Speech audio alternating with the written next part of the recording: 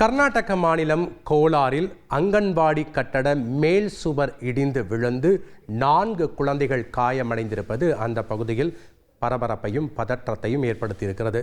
கள விவரங்களை சுவைக்கு மட்டும் இல்லைங்க, வருமானத்துக்கும் பப்பாளி தான் சிறந்த பழமே. பப்பாளி விவசாயம் பண்ணி ஏக்கருக்கு 3 லட்சம் ரூபாய் சம்பாதிக்கிறாரு இங்க ஒருத்தர். எப்படின்னு தெரிஞ்சுக்க ஃப்ரீடம் ஆப்பை டவுன்லோட் பண்ணுங்க. வழங்க இணைகிறார் செய்தியாளர் பாரதி ராஜா. வணக்கம் பாரதி ராஜா.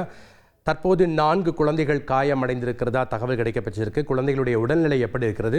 இந்த சம்பவம் எப்படி ஏற்பட்டது? விவரங்களை பதிவு பண்ணுங்க. கர்நாடக மாநிலம் கோலார் மாவட்டத்தில் இருக்கிற தாசர ஒசல்லி என்ற பகுதியில தான் இந்த அங்கன்வாடி விபத்தானது நடந்திருக்கிறது. இந்த விபத்துல அங்கன்வாடியின் மேற்கூரை ஏற்கனவே அது பழைய கட்டிடம் என்று கூறப்படுகிறது. அந்த கட்டிடத்தில் அடிக்கடி அந்த சுவர்களில் விரிசல் ஏற்பட்டு பெயர்ந்து விடுவது வாடிக்கையாக இருந்தவர்கள் இது தொடர்பாக பல முறை தாசில்தாரிடம் புகார் அளித்திருக்கிறார்கள்.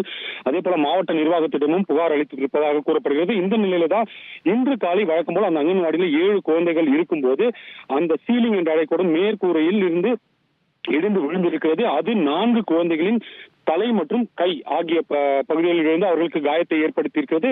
காயமடைந்த குழந்தைகளை பங்காருப்பேட்டை அரசு மருத்துவமனைக்கு அழைத்துச் சென்று சிகிச்சையானது அளிக்கப்பட்டு வருகிறது. இது குழந்தைகளுக்கு அந்த காயம் என்பது உயிருக்கு ஆபத்து இல்லை என்றாலும் கூட சிறிய குழந்தைகளின் உயிரில் எவ்வளவு கவனம் செலுத்த வேண்டும் என்பதற்கு இந்த ஒரு விபத்தானது எடுத்துக்காட்டு. இதை ஆரம்பத்திலேயே சரி செய்திருந்தால் இந்த விபத்தை நிகழ்ந்திருக்காது என்பதுதான் அங்குள்ள பொதுமக்களின் குற்றச்சாட்டாக இருக்கிறது. இது தொடர்பாக தற்போது போலீசாரும் வழக்கு பதிவு செய்து என்ன என்று விசாரணை நடத்தி வருகிறார்கள்.